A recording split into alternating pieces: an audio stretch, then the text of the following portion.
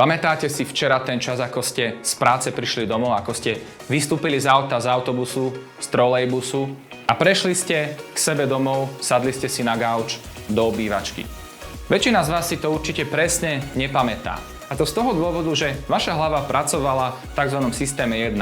To je automatizovaný systém, ktorý naša hlava používa na to, aby nemusela tak veľa energie a zdrojov tratiť na to, že robíme bežné veci denne. Dýchame, otvárame dvere, zatvárame alebo aj scrollujeme Facebook. To je ten čas, keď naša hlava ide takým automatom. Určite ste si už všimli, že keď ste scrollovali Facebook alebo Instagram, tak ste to robili úplne automaticky. Úplne automaticky ste hladkali tú obrazovku a veľakrát ste ani nevnímali, čo ste prešli a čo bolo predchádzajúcich 5 príspevkov. My sa v marketingu stále snažíme robiť tie príspevky a posty a grafiky takým spôsobom, aby keď prechádzate tým Facebookom, aby vám na to zastal prst.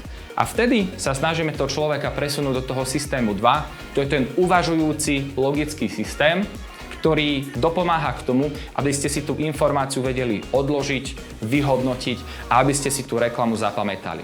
Takže keď tak reklama musí byť taká, ktorú si ten človek dokáže zapamätať a reklama musí byť taká, ktorá vám na tom Facebooku zastaví prst a vy si ju prečítate.